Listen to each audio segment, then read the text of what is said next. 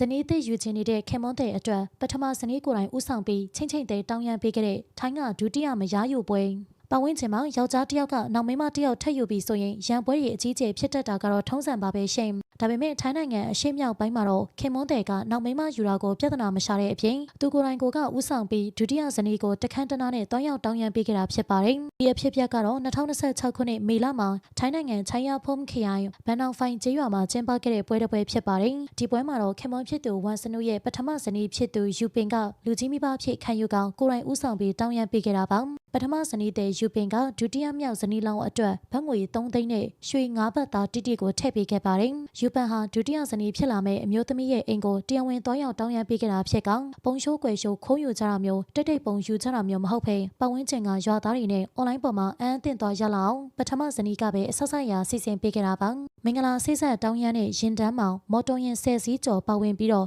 Big Bike ဆိုင်ကအုပ်စုကြီးတွေလည်းပါဝင်ပါသေးတယ်ရှင်ဒီလောက်ကြီးကျယ်ခမ်းနားတဲ့ရင်တန်းကြီးရဲ့ရှေ့ဆုံးကနေမရက်ကြီးဖြစ်သူကပြုံးပြုံးရွှင်ရွှင်နဲ့ဦးဆောင်သွားပြီးခင်မွန်းတဲ့ကိုရဲရရလက်ထပ်ပေးလိုက်တာပါအခုလိုလုပ်ပေးနိုင်ဖို့နှစ်ဖက်မိသားစုကြားမှာရောလင်မယားနှစ်ယောက်ကြားမှာပါကြီးမားတဲ့နားလည်မှုရှိမှသာဖြစ်နိုင်တာပါခင်မွန်းတဲ့ဝန်စနုနဲ့ပထမဇနီးယူပင်တို့ကအိမ်တောင်သက်တမ်းနှစ်ပေါင်း20ကျော်တောင်ရှိနေပြီဖြစ်ပါတယ်နော်သူတို့နှစ်ဦးကြားမှာထွန်းကားခဲ့တဲ့သားသမီးတူလည်းရှိပါတယ်ဒုတိယအိမ်တောင်ပြုတ်မဲ့ကိစ္စကိုလည်းအိမ်တွင်းရေးပြဿနာတစုံတရာမရှိပဲအပြန်လည်နားလည်မှုအဖြစ်နဲ့ညှိနှိုင်းစီစဉ်ခဲ့ကြတာဖြစ်ကြောင်းလည်းသိရပါတယ်အိမ်တောင်ရေးတစ်ခုမှာဒုတိယလူဝင်လာတာကိုလက်ခံနိုင်ဖို့ခက်ခဲပေမဲ့ယူပင်ကတော့အနှစ်20ကျော်အိမ်တောင်ဘက်အတွက်နားလည်မှုအဖြစ်နဲ့တင်တောင်းပေးခဲ့တာပါဒီလောက်သဘောထားကြီးတဲ့ပထမဇနီးရဲ့စိတ်ထားပေါ်ဘလို့ထင်မြင်မိလဲဆိုတာပြပြခဲ့ပါအောင်ရှင်